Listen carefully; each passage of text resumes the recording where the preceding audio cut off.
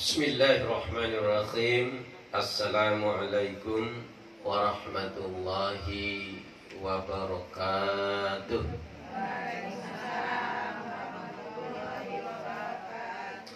Alhamdulillahi rabbil alamin. Nahmaduhu wa nasta'inuhu wa nastaghfiruh. Wa na'udzu billahi min shururi anfusina wa min sayyiati a'malina.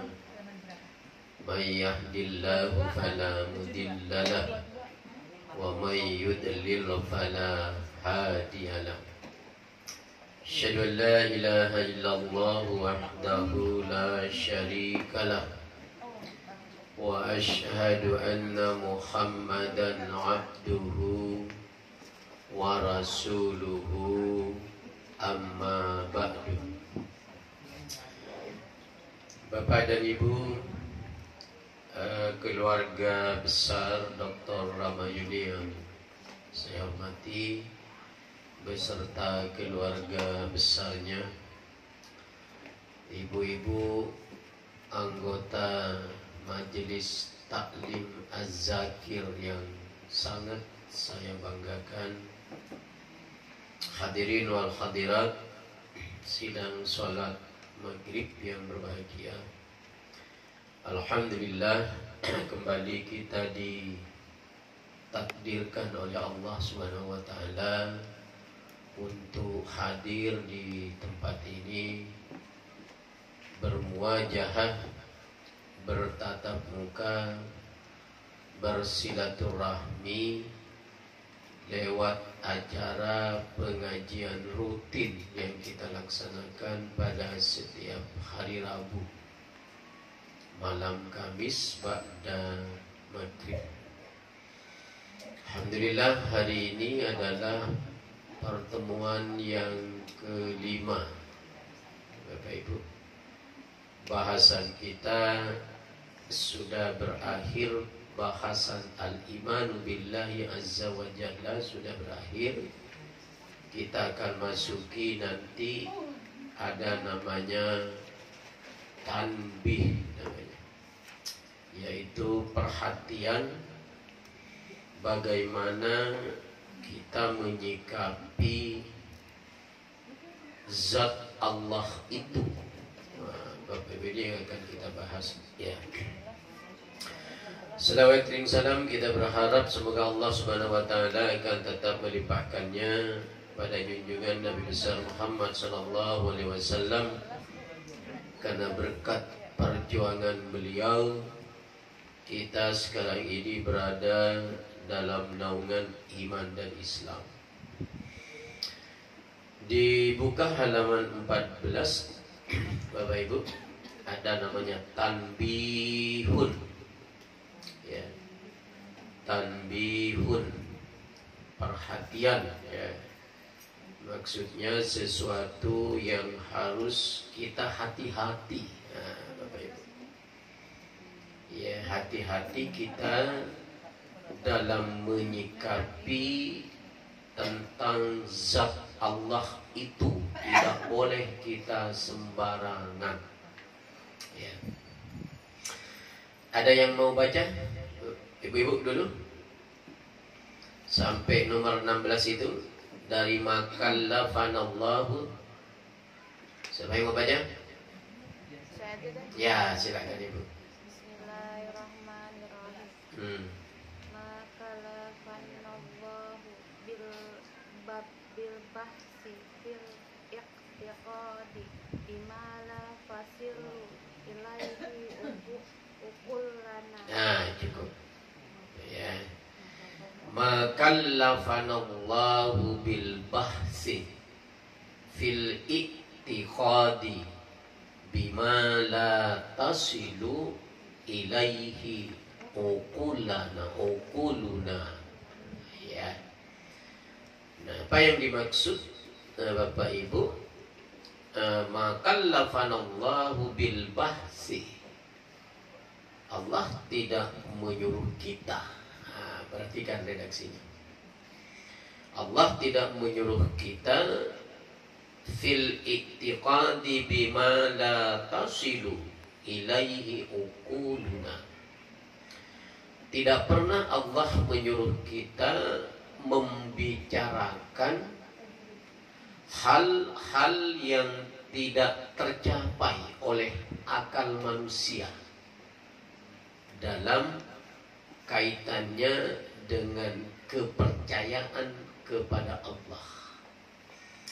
Nah, ini redaksinya ini Bapak Ibu, walaupun dalam kalimatnya Allah tidak menyuruh kita, maksudnya Allah melarang Bapak Ibu. Nah, itu maksudnya ya. Allah melarang kita sebagai manusia untuk membicarakan hal-hal yang tidak terjangkau oleh akal kita, logika kita, terkait dengan kepercayaan kita, keimanan kita kepada Allah. Apa maksudnya? Kita dilarang oleh Allah, dilarang oleh Nabi membicarakan zat-zat Allah itu ketika otak kita, logika kita tidak sampai ke sana. Contoh, Allah lagi ngapain ini? Gak boleh itu dibicarakan.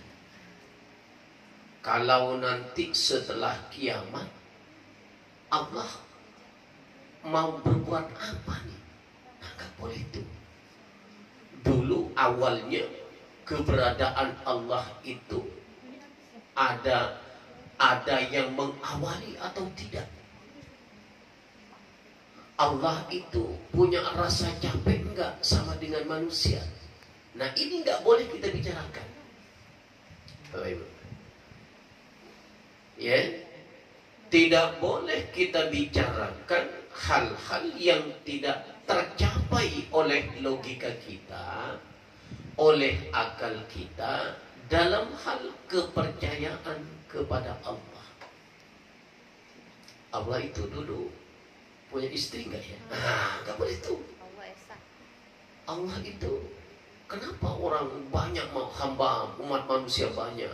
Apakah dia yang menjadi orang tuanya gitu? Enggak boleh. Allah itu kembali kepada asalnya esa, tunggal, berkuasa, tidak boleh ditandingi oleh kekuasaan lain. Nah, jadi kalau ada orang berbicara mendiskusikan tentang keesaan Allah, Bapak Ibu nggak usah ikut, gitu.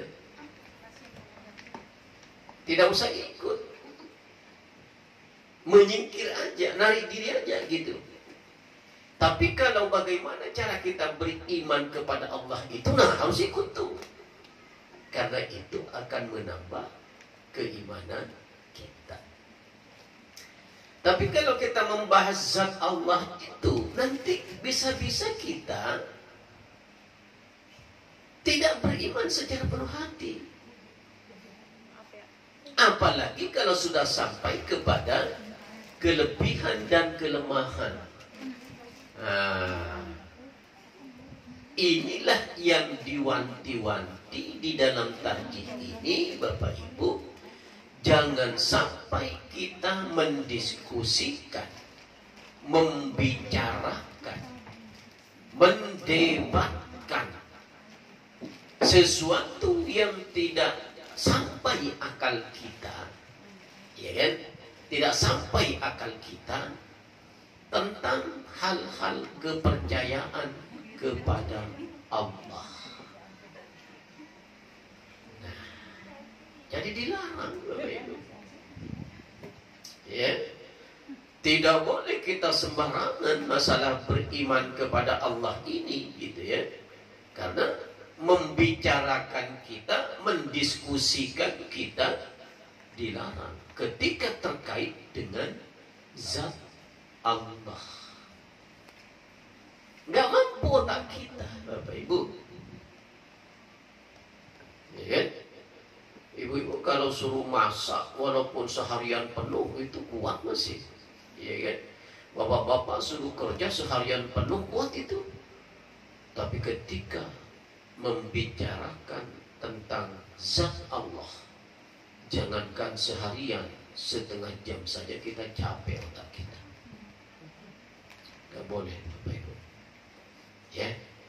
Karena dampak negatifnya adalah kalau zat Allah itu didiskusikan, ukurannya nanti tolak ukurnya itu akal manusia.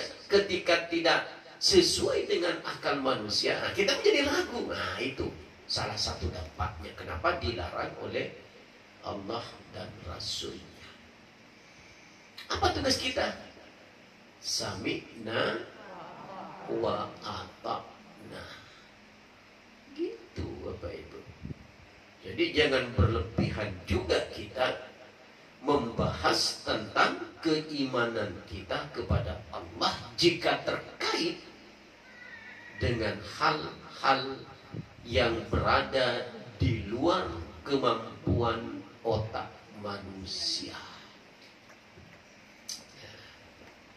Jadi gitu Bapak Ibu ya. Nah, lihat halaman 27 Bapak Ibu. Ya. Dalam surah Al-Baqarah yang sering saya baca, Bapak Ibu baca juga, halaman ayat 286. La yukallifullahu nafsan illa wus'aha. Ya. Allah tidak membebani seseorang melainkan seimbang dengan kekuatannya. Gitu. Jadi ketika sampai kita mentok nih, kita berpikir tentang zat Allah, berarti supaya kita selamat. Ya.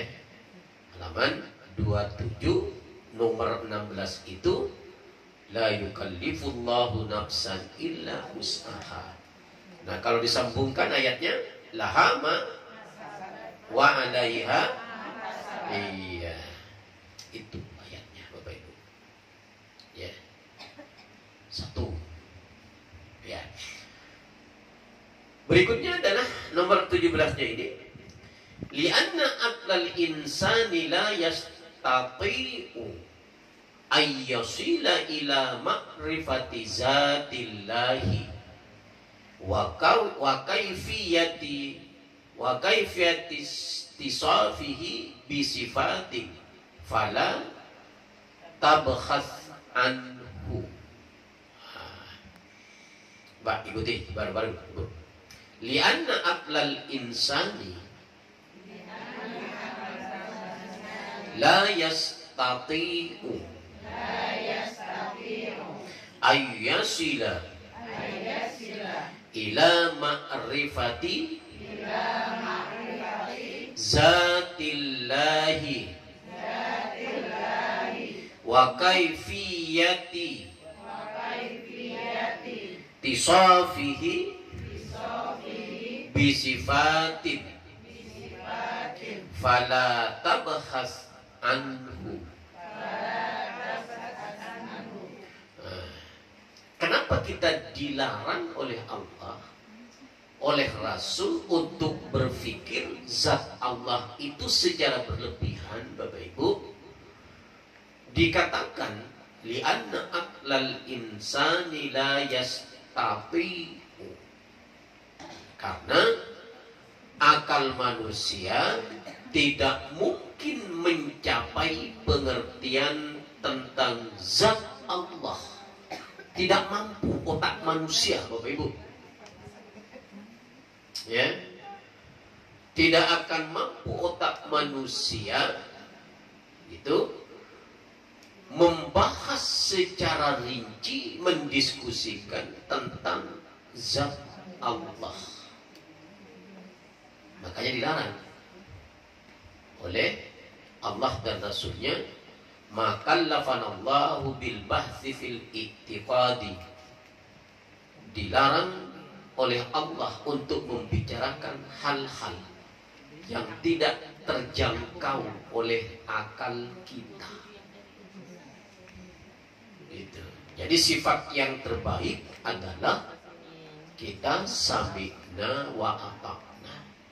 Gitu. Nah, kenapa dilarang? Sebab akal manusia tidak mungkin mencapai pengertian tentang zat Allah dan hubungannya dengan sifat-sifat yang ada padanya.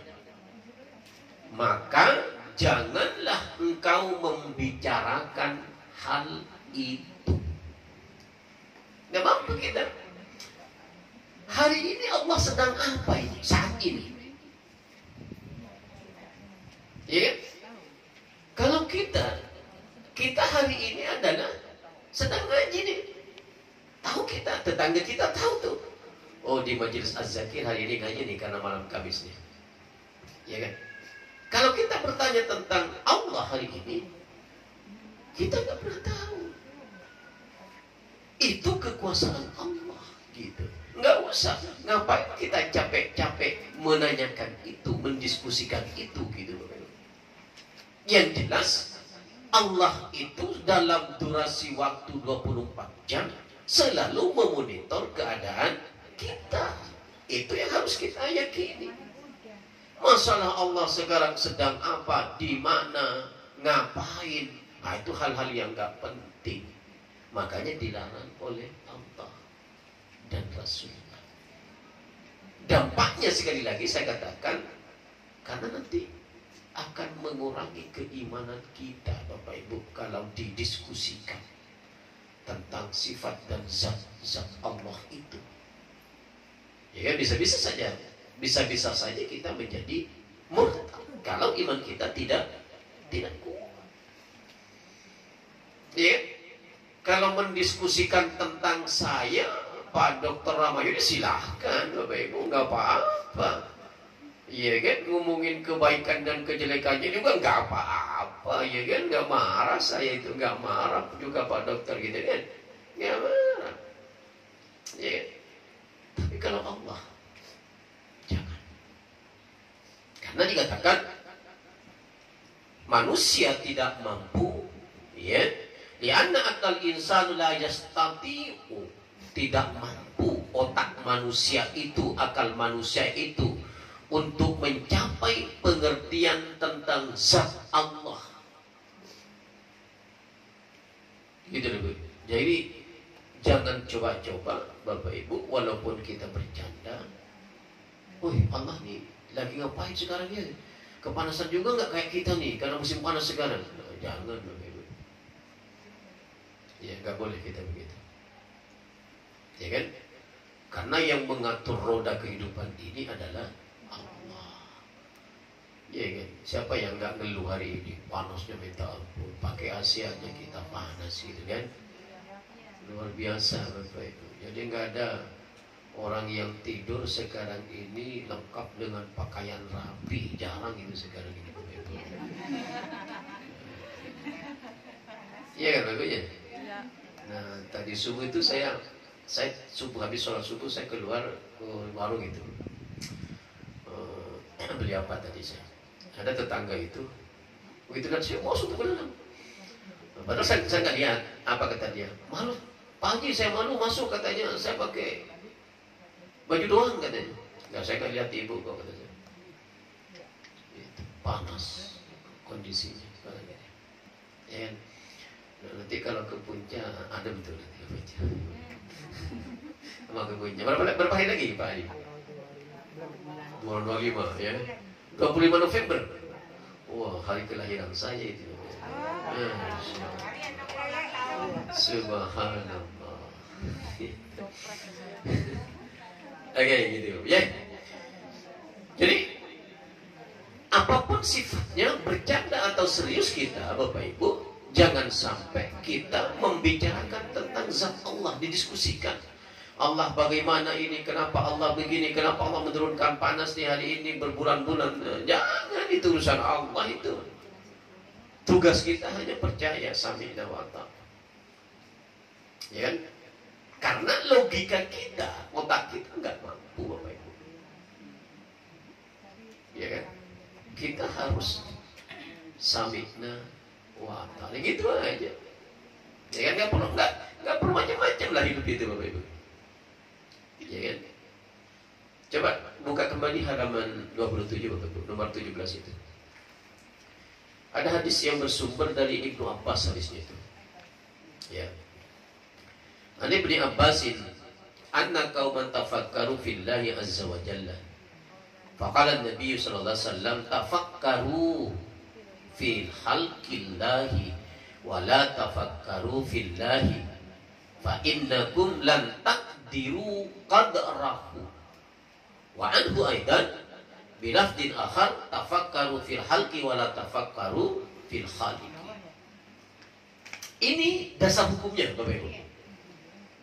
Ya. Hadis yang bersumber dari Ibnu Abbas ini adalah dia mengatakan bahwa banyak orang sama-sama memikirkan keadaan Allah. Ya kan? Kemudian maka Nabi bersabda, tafakkaru fi khalqillahi wa la tafakkaru fillahi. Dalam redaksi lain wa la tafakkaru fi zatillah. Nah, dalam redaksi seperti itu ada. Anda boleh berpikir tentang makhluk. Hebat ya Allah itu. Allah menciptakan lautan begitu luas. Boleh itu kita berpikir itu. Karena itu adalah makhluk. Hebat ya Allah itu kuasa ya. Kelihatan dari jauh nih, gunung-gunung itu indah banget tuh. Tapi kita nyampe kita ke sana, ternyata tidak seindah yang kita pandang dari jauh gitu kan. Tertipu kita oleh keadaan. Boleh itu kita berpikir tentang itu. Allah nih berkuasa bagaimana Allah menciptakan langit tidak runtuh. Bumi ini kenapa tidak anjlok dihuni oleh miliaran manusia, miliaran makhluk gitu kan. Benda-benda padat, ada besi, ada rumah bertingkat, kok enggak ambruk tuh tanah itu. Hebatnya Allah itu, kuasa Allah itu. Itu boleh. Karena dengan itu menambahkan keimanan kita. Coba ibu sekali-kali deh bu. Nah, walaupun ibu barangkali ibu sudah melaksanakan ini. Coba ibu sekali-kali keluar tengah malam ibu. Nah itu dia. Belum selesai saya. Itu dia. Ibu keluar tengah malam. Ya jangan ronda. Tapi jangan jauh-jauh biar gak diambil orang gitu ya. Lihat sekeliling alam Bapak Ibu. Muhasabah. Lihat langit. Lihat bintang. Lihat bulan. Berpikir pada saat itu cukup 15 menit, 10 menit lah itu. Itu metode bagaimana kita memperkuat keimanan kita sama Allah. Nah kalau kami di kampung, kalau tidak sepadat gini bu, kalau di kampung itu kan, ini satu rumah, jarak 1 kilo lagi baru rumah gitu kan di kampung saya itu. Jadi kalau kita keluar itu, bablas kita melihat langit langsung.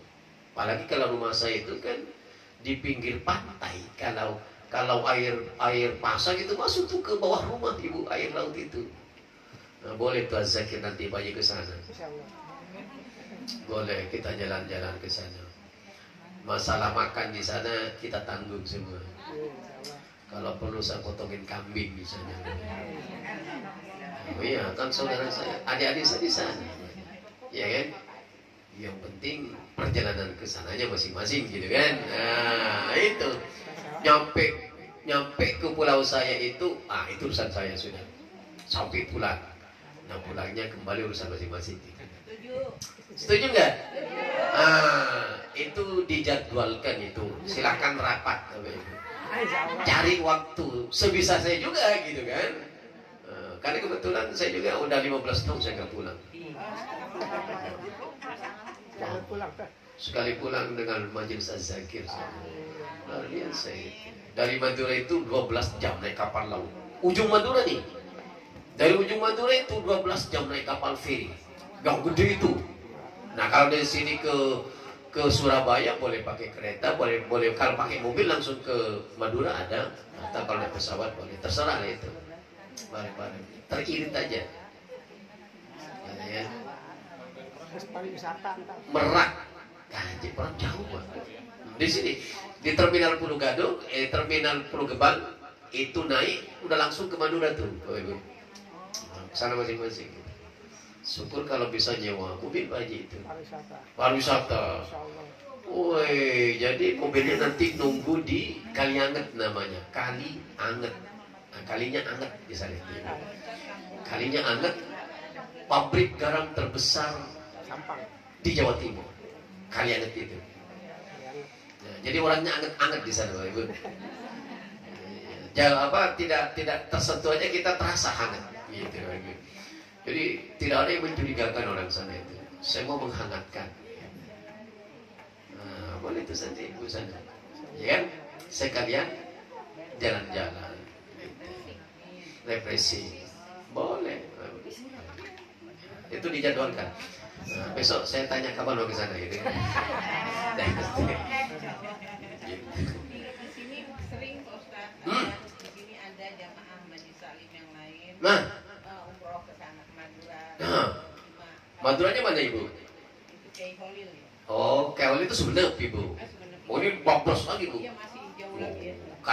Kalian itu ujung Madura, Bali. ujung timur Madura. Nah, itu. Nah, dari situ kita nunggu kapal. Jadwal kita harus tahu jadwal kapal nih, tidak tiap hari Ibu. Jadwal kapal nih ke pulau saya itu 3 kali seminggu. Jadi kalau kita berangkat dari sini nih, kita harus tahu tuh jadwal kapal. Nah kalau saya udah hafal dulu, sekarang lupa lagi gitu kan. Kalau 15 tahun nggak pulang-pulang. Setelah bapak ibu meninggal saya udah jarang pulang. Bapaknya udah berdua dong. Iya. Kalau adik saya nangis melulu telepon, kakak saya, adik saya telepon, gimana kalau mau pulang? Nantilah kata saya pulang, saya bawa jamaah zakir nanti kata saya. Kabul ya Allah, ya Ben. Makan ikan di sana, wih, kita mancing itu, mancing banyak. Nasi, beras itu kita kan tani, nggak ada istilah kekurangan beras kita di sana. Kelapa tinggal metik, gitu. Ayam kampung tinggal motong, kambing tinggal ngambil, kambing orang gitu. Tinggal ngambil, tinggal potong Ibu gitu. Tenang aja Ibu, pokoknya tenang lah nyampe sana. Doain aja saya sehat, Ibu sehat, gitu. Pak Haji kita sehat, gitu kan? Berarti pulang nganterin Ustadz ya. Gimana Ibu? Iya kalau ke sana bareng-bareng nganterin Ustadz. Iya. Sekali merengkuh dayung, 1 bulan pulang terlampaui. Enggak, anak saya juga yang nikah kemarin mau ke sana juga Ibu, termasuk besan syaratnya bareng aja kita semua, ya kan bareng-bareng gitu kan. Nah saya udah ditelepon adik saya, ada 2 rumah udah disiapkan untuk kita itu Ibu, dan ukurannya kan gede-gede rumah kampung itu Pak Haji. Kalau 100 orang 1 rumah muat itu. Udah disiapin 2 rumah Bu oleh adik saya. Pokoknya kakak kalau pulang ini 2 rumah untuk teman-teman. Ya sudah, yang penting kamu ngumpulin macam-macam lah untuk ya habis selama 1 minggu lah gitu kan. Pas saya bilang gitu sama adik saya. Dan itu ditunggu Ibu kita. Amin ya Allah, mudah-mudahan di sana. Oke, kita lanjut dulu ya. Jadi tafakkaru fil khalqillahi wa la tafakkaru fillah.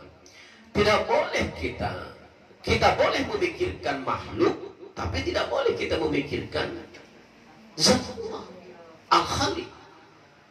Nah boleh nanti kalau nyampe kata kita jadi ke Madura nih Bapak Ibu, ibu-ibu kan berdiri di pinggiran laut itu nunggu kapal. Nah bolehlah itu lihat betapa lautan lepas Bapak Ibu, indah banget Bapak Ibu. Bapak Ibu sebelum pernah melihat saat itu akan terkagum-kagum betapa indahnya Pulau Madura itu. Apalagi kalau sampai ke kampung saya itu ada namanya Pantai Sapoong, namanya bersih banget Bapak Ibu. Hanya tidak terjamah oleh pariwisata memang. Itu boleh kita pikirkan. Nah, itu boleh tuh. Ya Allah, ternyata Ustadz Sodik dari pulau terpencil begini kok nyampe Jakarta. Boleh tuh dipikir seperti itu. Ya kan? Tapi jangan pernah berpikir tentang zat Allah. Itu gak boleh. Ya kan? Nah, jadi mulai hari ini berpikirlah malam ini nanti. Selamat berpikir Bapak Ibu. Ya, perjalanan ke Madura. Bukan hanya ke Madura aja sih, saja semalam udah nyampe. Kita berangkat jam 3 di sini di terminal nyampe sana itu jam 8 udah nyampe kita ke Madura. Saya nggak bisa tidur di sana. Nggak bisa tidur ya.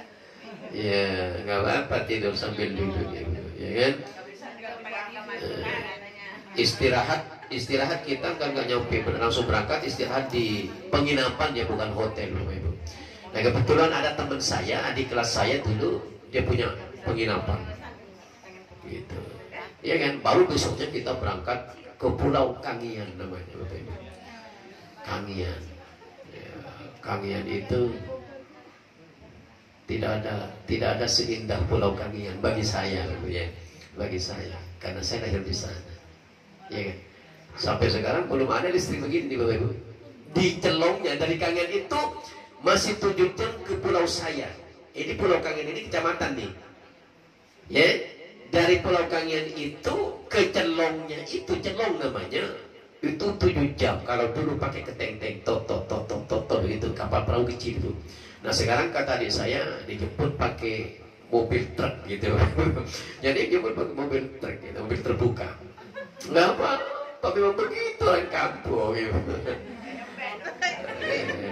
Jadi kita kayak kambing di belakang. Wah itu indah tadi ya kan.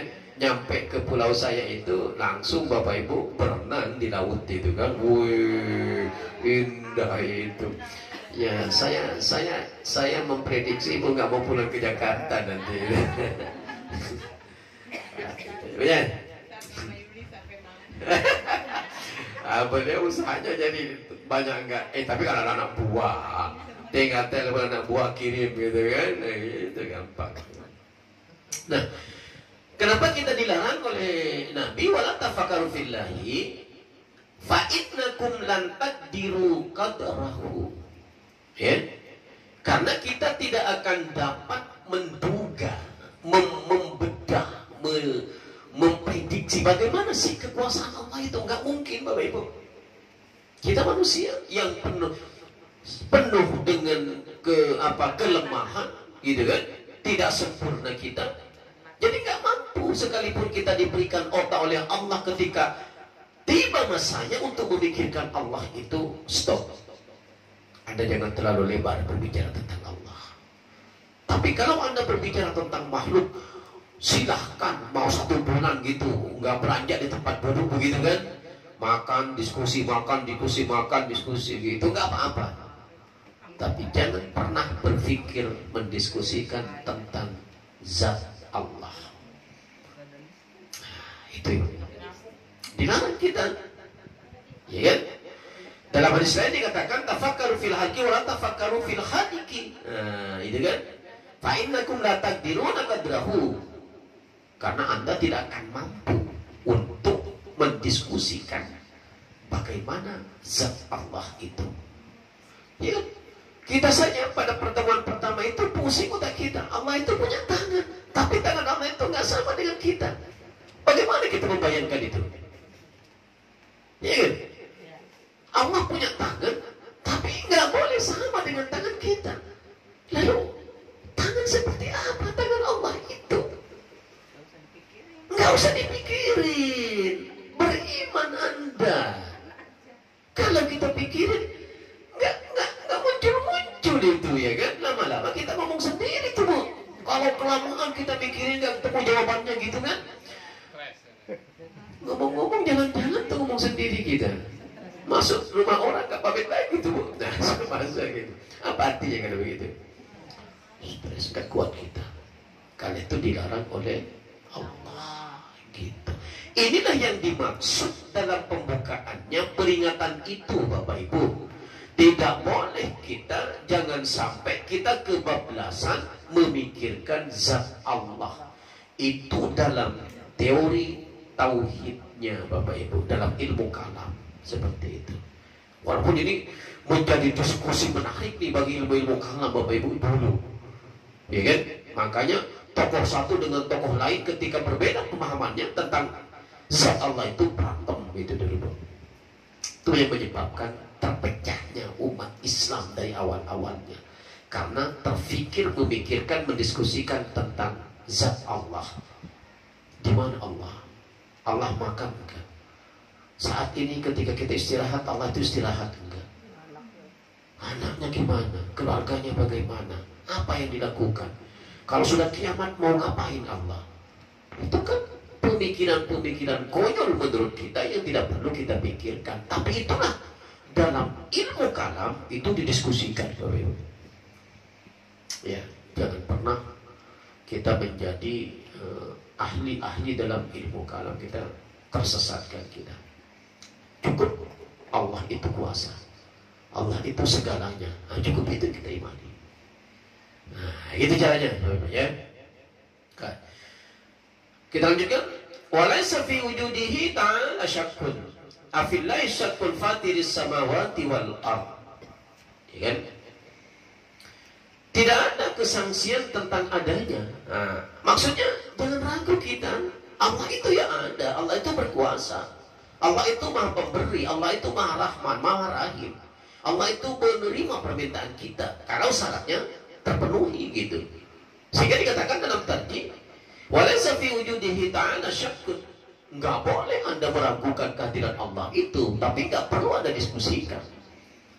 Gitu. Enggak ada keraguan, Allah itu ada. Di mana adanya? Allah yang tahu. Ya, kita enggak punya kemampuan. Walaupun dikatakan Allah itu berada di lauhil mahfuz. Itu Bapak Ibu, jangan menjadi pokok pikiran gitu. Afillahi syakkun fatiris samawati wal ard. Adakah orang-orang ragu tentang Allah yang menciptakan langit dan bumi? Surah Ibrahim ayat 10. Ya. Ragu nggak kita keberadaan Allah itu padahal bumi ini diciptakan Allah?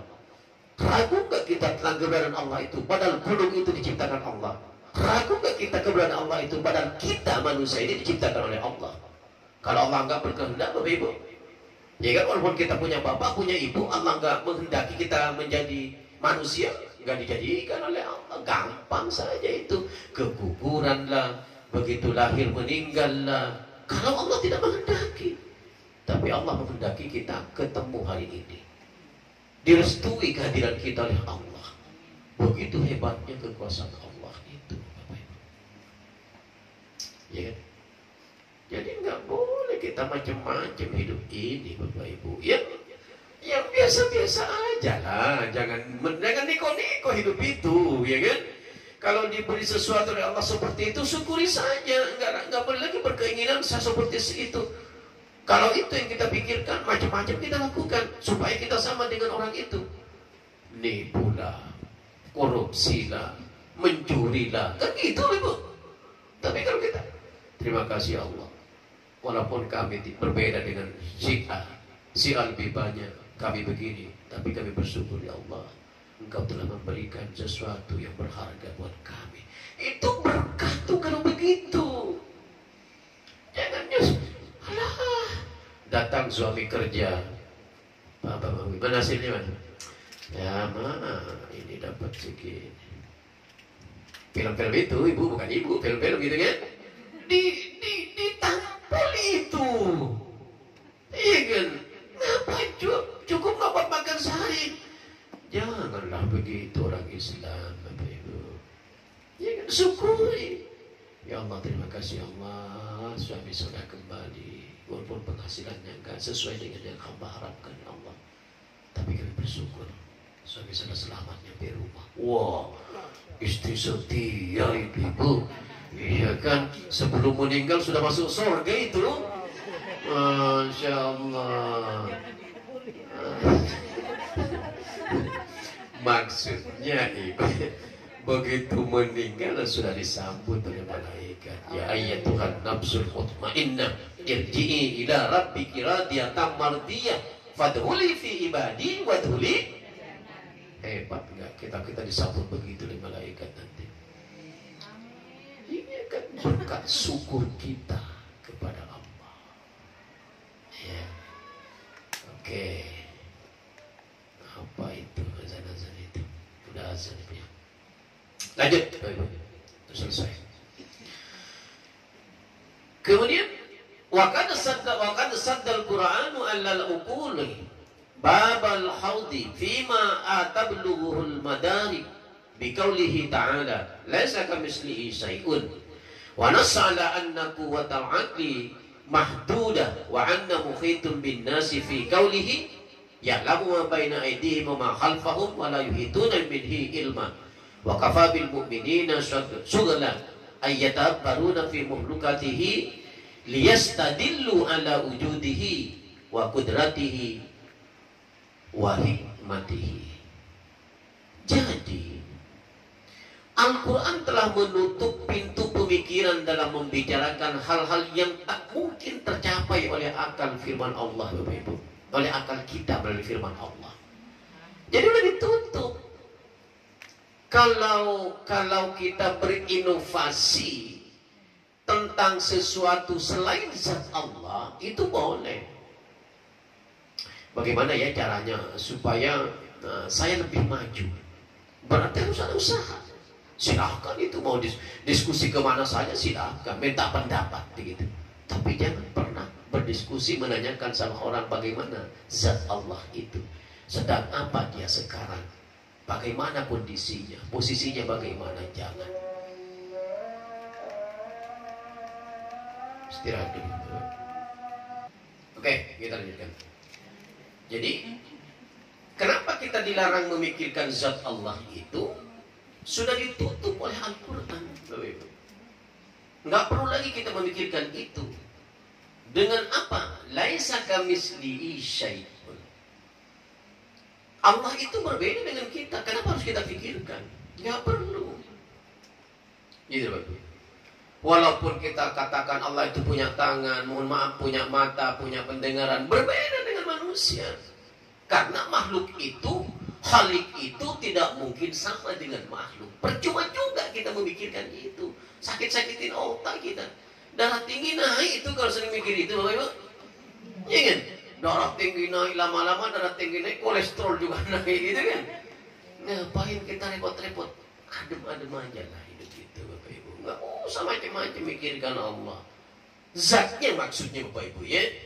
Kalau kita berharap pertolongannya, kita minta sifat Rahman Rahimnya, kita menghibah hidayahnya, itu harus kita lakukan, Bapak Ibu. Karena kan Allah akan memberi.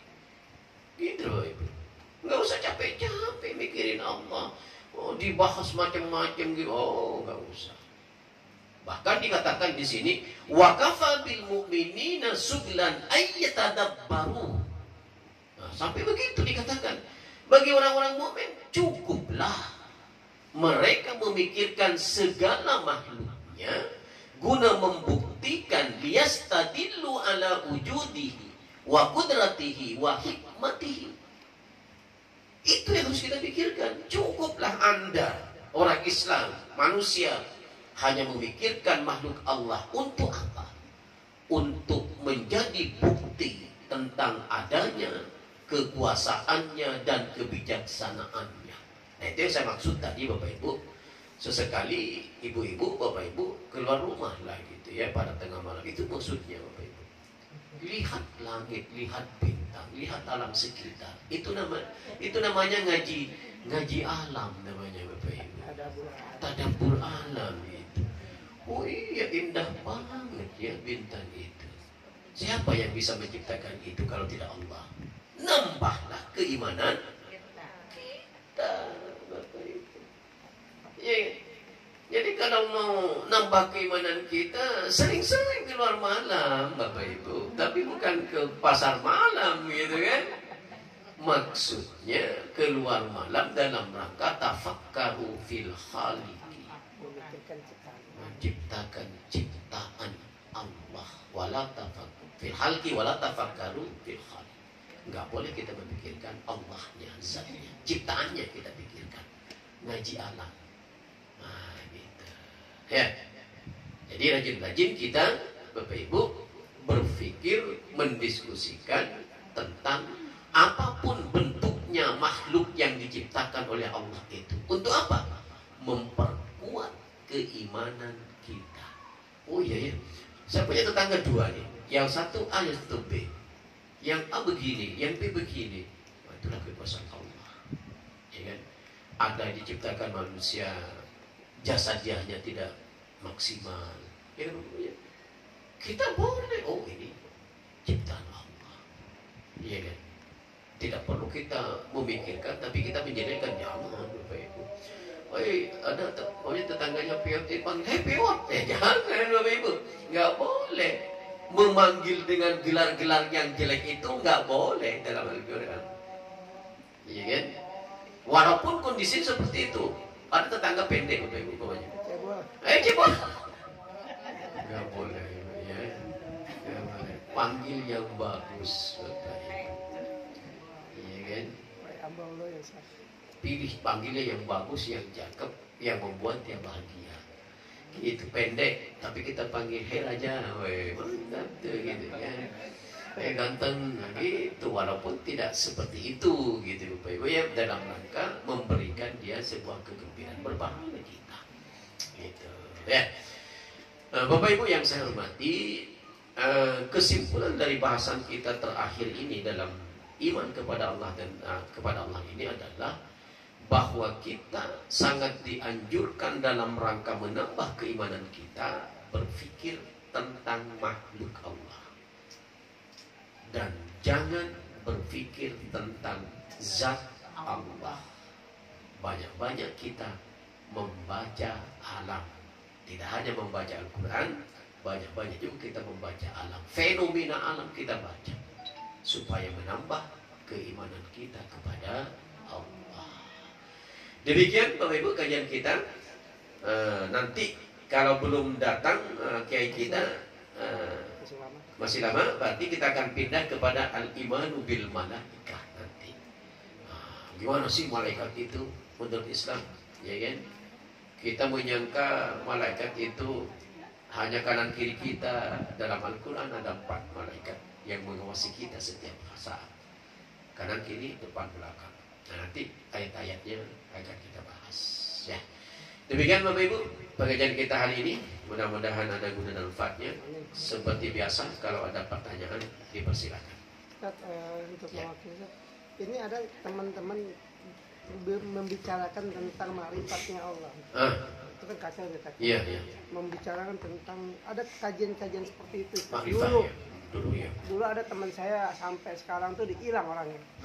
Saking banyak dia membicarakan zat Allah sampai sekarang udah sedeng. Sampai sekarang dia hilang, emang nggak ada. Itu kebanyakan itu yang dipikirkan, yang dibicarakan emang benar adalah zat Allah. Kadang-kadang mencari ilmu yang agar bisa ada yang hilang. Itu gimana kalau kita seperti itu, untuk belajar seperti itu? Apakah emang nggak boleh? Dilarang. Dilarang. Wala tafakkaru, dan jangan anda berpikir tentang zatillah, zat Allah. Itu sudah apa yang bisa masuk dalam kategori sudah keluar jauh dari ajaran Islam. Iya kan? Ya musyrik boleh lah, murtad boleh lah gitu kan. Masuk ke ranah sana Ibu. Kebanyakan orang yang ngaji begitu tidak makan 40 hari. Gitu. Habis itu dibawa ke rumah sakit gitu kan. Ya mana mungkin Bu, logika manusia harus makan 2 kali 3 kali sehari gitu kan. Ini gak makan 40 hari karena ingin belajar ilmu gitu kan. Ilmu ma'rifat namanya. Itu kan dalam kajian-kajian sufi gitu Bapak Ibu. Iya kan, tahlilnya aja beda, zikirnya la ilaha illallah, gitu. Itu kajian sufi. Nggak perlu kita begitu, yang biasa-biasa aja lah. Ya kan? Itu kalau berguru tengah malam tuh Bapak Ibu, tengah malam tuh gelap-gelap itu. Kok saya tahu gitu. Dulu hampir saya juga begitu, karena kan belum terbentengi akidah saya dulu itu kan, biasa-biasa saja. Hampir berguru dengan orang yang belajar makrifat hakikat gitu kan, sehingga menyimpulkan sholat itu nggak perlu sholat. Ingat kita pada Allah sudah sholat katanya. Memangnya neneknya yang kasih perintah sholat kan gitu Bapak Ibu ya. Tapi dalam hadisnya jelas 5 kali kita harus sholat gitu kan. Walaupun di dalam Al-Quran disebut global 3. Aqimis sholata liduluki syamsi, hadis 178 ya. Aqimis sholata liduluki syamsi ila ghasaqil laili wa qur'anal fajr. Inna Qur'an al-fajri kana masyhuda. 3 tuh waktu sholat dalam Al-Quran. Dirikan sholat itu pada siang hari, kemudian pada malam hari, yang ketiga pada waktu subuh. 3. Dan makanya Armando itu kemarin kan gitu. Iya, Adi Armando kan. Dari mana Al-Quran mengatakan kita sholat 5 kali sehari? Itu global, Bapak Ibu. Global itu. Dari mana menjadi 5 itu? Dijelaskan oleh Nabi dalam hadisnya. Yang dimaksud lidulukis samsi siang hari itu duhur dengan asar, gitu ya Bu. Malam hari itu maghrib dengan isya, itu maksudnya. Walaupun Allah nggak nyebut satu-satu begitu. Wa Qur'an al-fajr, kemudian pada waktu fajar maksudnya subuh. Jadi jangan diterjemahkan 3 sholat itu. Nah ini dipraktekkan oleh orang Syiah nih Ibu. Mohon maaf nih saya Ibu. Ibu ada yang Syiah Ibu? Mudah-mudahan tidak. Syiah itu selamanya Bu sholatnya di kasar, karena dia memahami akimis sholat tadi dulu kisamsi, kerjakan sholat itu pada siang hari. Jadi sekali dia melakukan sholat, kalau toh dalam hadis kemudian oleh Nabi disebut dengan asar, dijamaklah oleh dia selamanya. Maghrib juga isya dijamak, subuh sendiri. Jadi sholatnya orang Syiah itu 3 kali Bapak Ibu. Persis dengan apa yang dikatakan Al-Quran, akimis sholat dari dulu kisamsi ila ghasakil laili wa Qur'an al-fajr. Al-Isra 78. Inna Qur'an al-fajr kana masyhuda.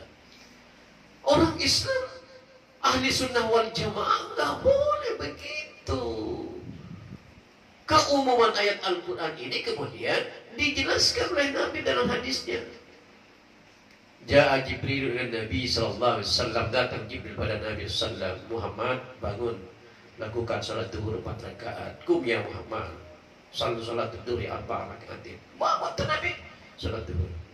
Setelah itu pergi tuh Jibril. Begitu hilang bayang-bayang lebih banyak bayangannya daripada zatnya, dari bendanya, datang lagi Jibril pada Nabi, ya Muhammad, kum fasalli salatul asri 4 rakaat. Bangun Muhammad, lakukan salat asar 4 rakaat. Salat Nabi. Gitu ya. Setelah itu pergi lagi Jibril. Begitu matahari tenggelam masuk ke peraduannya, datang lagi Jibril, ya Muhammadku, fasalli salatul maghrib 3 rakaatin. Bangun Muhammad, lakukan salat maghrib 3 rakaat. Tidak lama setelah itu, belum lama berselang, Jibril sebentar pergi, datang lagi Jibril. Begitu hilang warna merah di sebelah barat, datang lagi Jibril, ya Muhammad, fasalli salil isya 4 rakaatin. Bangun Muhammad, lakukan salat isya 4 rakaat. Setelah sholat isya, Nabi lama tuh menunggu Jibril datang lagi, sampai terkantuk-kantuk tuh Nabi itu. Wah, ada Jibril kok gak datang lagi gitu kan ya. Berarti sampai isya di sholat ini nih, ya kan? Ternyata begitu terbit fajar sebelah timur, datang lagi Jibril pada Nabi, ya Muhammad, kumpasalli subuh 2 rakaat. Bangun Nabi sholat subuh. Setelah itu antara subuh dengan duhur, jangan-jangan ada lagi nih Jibril datang kata Nabi. Ternyata tidak. Artinya disimpulkan sholat itu 5. Duhur 4 rakaat, asar 4 rakaat, maghrib 3 rakaat, isya 4 rakaat, subuh. Nabi tidak datang lagi memerintahkan Nabi untuk sholat.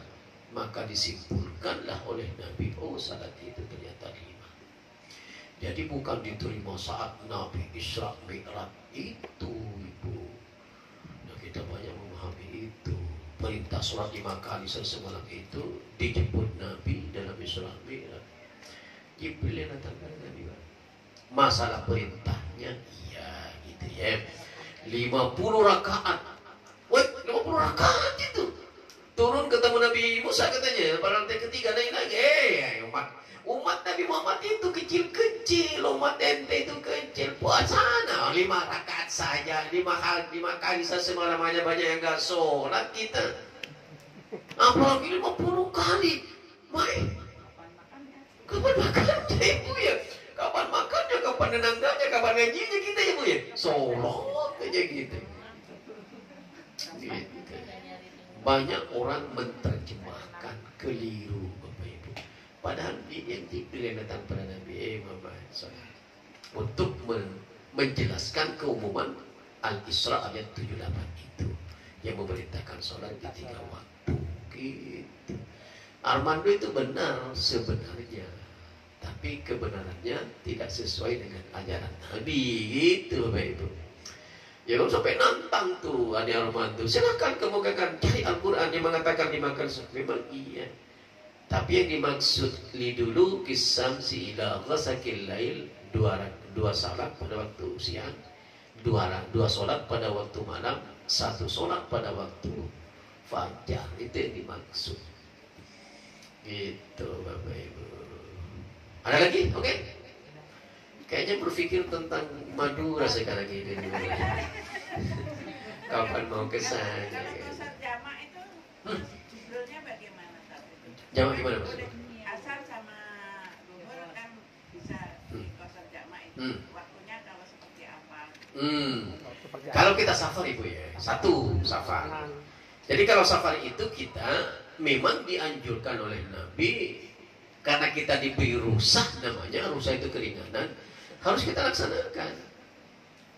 Jangan, wah saya mampu Pak Ustaz, tidak kasar, tidak jamak, nggak apa-apa. Boleh, memang boleh.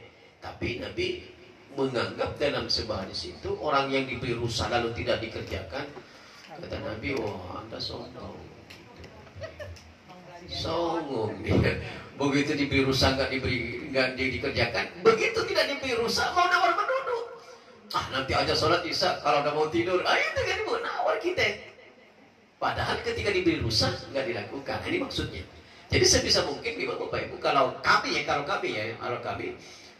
kalau sudah musafir itu pasti jamak, pasti kasar.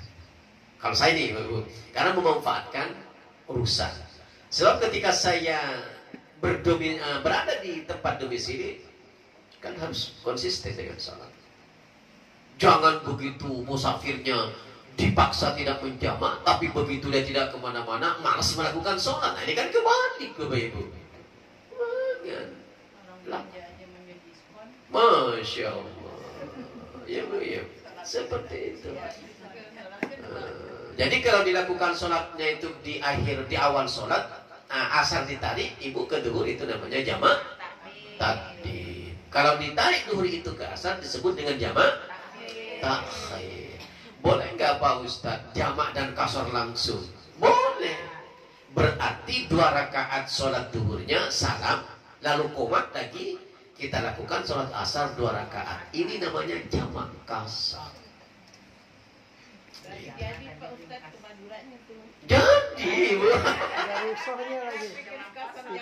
Rusak itu sudah jamak kasar. Ibu nyampe rumah saya nanti di sana boleh jamak kasar karena ibu dalam keadaan musafir. Walaupun ada orang yang mengatakan jamak kasar itu hanya adanya dalam perjalanan. Kalau kami tidak prinsipnya, selama belum kembali kepada tempat kita berdomisili, kemungkinan rusak yang diberikan Allah itu tetap kita lakukan. Nabi pernah 8 hari, pernah 14 hari dalam hadisnya itu, ya kan? Nah kita boleh. Nah tapi jangan juga begini Bu. Pokoknya karena enak tinggal di pulau saya nanti nggak mau pulang gitu kan. Lalu menjamak terus gitu. Ya itu namanya sudah berdomisili. Nah, saya kan belum pulang ke Jakarta Pak Ustaz. Jamak kasar aja lah saya. Pokoknya indah di perasaan. Ibu mau mancing. Nanti ibu berenang. Kalau kita berenang di kolam renang di sini, di sana, kolam renang yang dibikin Allah Bapak Ibu. Ada deburan ombak dikit-dikit, indah begitu. Luar biasa. Pokoknya jadi kayaknya ini. Insyaallah jadi. Ya itu terserah ibu lah Pak, nanti konsultasi dengan Pak Haji nanti berapa ke sana itu mobil, nyewa mobil aja lebih bagus. Iya. Kalau kapalnya itu dari Kalianget ke Pulau Kangen itu kalau nggak salah 150 ibu satu orang. Nyebrangnya itu kan 12 jam itu. Dan kita harus berangkat, harus tahu bulan apa ibu. Kalau bulan Agustus, ombaknya gede tuh. Wah, ibu teriak-teriak melulu nanti. Waduh Pak Ustaz. Jangan muntah. Anak saya itu pertama kali saya bawa pulang muntah-muntah dia ibu. Mau meloncat tuh dari kapal itu. Jangan nah, gitu. Itu neraka di bawah. Gitu. Diambil ikan hiu nanti kan. Indah Bapak Ibu. Kalau umpamanya gitu indah banget, tapi indah juga muntah-muntahnya gitu. Gitu. Ada lagi, Bapak Ibu? Ya, silakan Ibu. Mengenai sholat lagi Ustaz. Nah. Kita kan biasa suka ke mall Ustaz. Ya. Ke mall tuh biasanya sore-sore gitu. Masya Allah. Sampai malam. Nah. Maghribnya tuh hilang. Lewat. Memang sih di mall ada ya, ada musola, tapi kayaknya kita nggak ngerasa gitu, kayaknya nggak afdol dah kalau sholat. Kalau di rumah Ibu ya. Terus itu kalau kita sholat di rumah itu maksudnya jamak atau gimana apa? Ya. Jadinya. Oh. Satu dulu hadis saya bawakan Ibu. Jadi saya pernah ditanya oleh salah seorang sahabat, gimana kalau Rasul, kalau umpamanya orang tidak melakukan sholat, bisa nggak besoknya diganti? Apa kata Aisyah? Nahnu nu'maru bikata is-sawmi wa la nu'maru bikata is-sholat. Aku diajari oleh Rasul boleh mengkada puasa. Artinya ketika tidak puasa tahun ini boleh diganti nanti. Tapi aku nggak pernah diajari oleh Rasul katanya itu mengkada sholat. Apa maksudnya? Semestinya sholat itu dikerjakan sesuai dengan waktu. Itu yang paling bagus. Tapi kalau sudah lewat gimana? Nah, yang namanya manusia penuh dengan kehilafan, kealpaan. Jangan dibuat lagi. Masih ada jalan keluarnya, nggak apa-apa. Tapi jangan setiap hari. Hari ke mall. Boleh aja lah nanti dilakukan ketika kita nyampe rumah. Kalau saya nggak serk ini kalau nggak di rumah, itu namanya ragu Ibu. Jangan lakukan ibadah bercampur baur dengan keraguan. Dak mayuri buka ilama la yuri buka.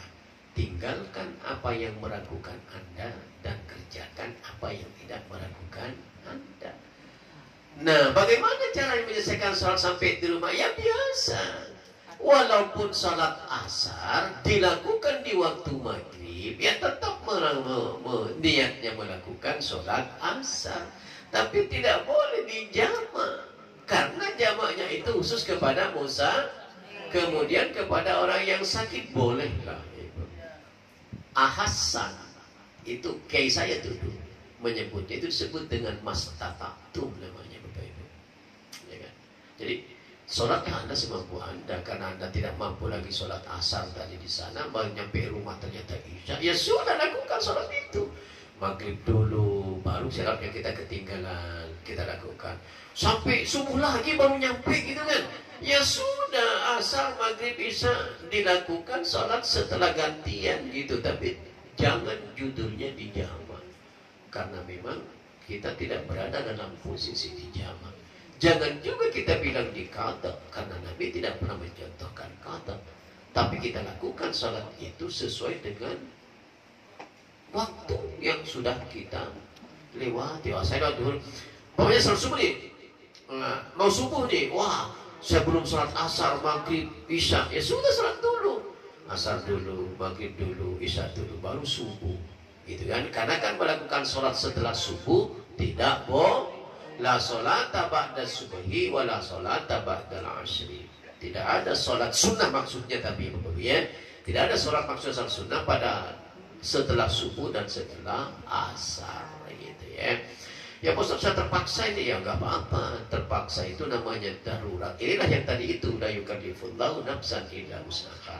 Allah tidak pernah memberikan kemampuan di luar kemampuan manusia. Beban tidak pernah berada di luar kemampuan manusia. Itu nggak apa-apa Bu.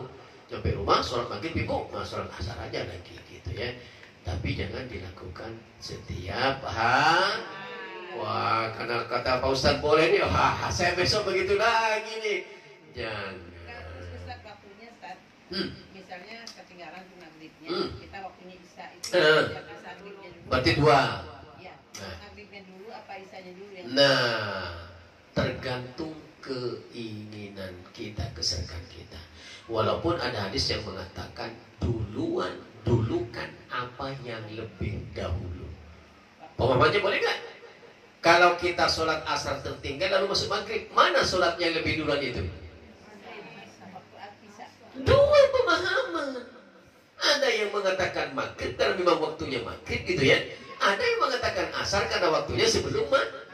Ulama-ulama pun juga berbeda dua, Bapak Ibu. Jadi memahami hadis lakukan yang awal lebih diawalkan, yang akhir diakhirkan adalah tergantung bagaimana persepsi kita.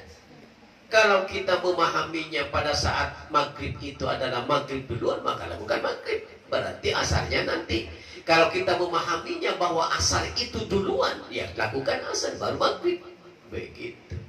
Karena memang ikhtilaf, berbeda pemahaman para ulama tentang itu.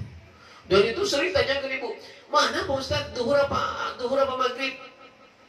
Sering itu ibu memang seperti itu, ya kan? Karena berpandu kepada hadis, dahulukan apa yang memang didahulukan oleh Nabi. Itu berbeda kalau ibu bertanya, kalau Pak Ustaz gimana caranya? Nah, beda lagi itu jawabannya. Kalau saya lakukan sholat yang waktunya pada saat itu datang. Berarti kalau isya, saya lakukan isya dulu tuh. Maghrib nanti.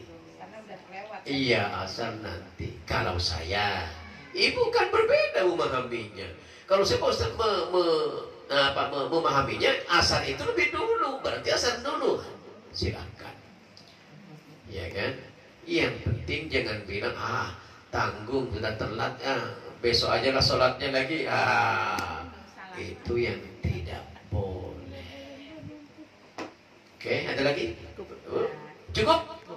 Baik Bapak Ibu. Terima kasih Bapak Ibu. Mohon maaf kalau ada kekurangan dan kelapan. Nasrullahi fathul karim wa basyiril mu'minin. Assalamualaikum warahmatullahi wabarakatuh.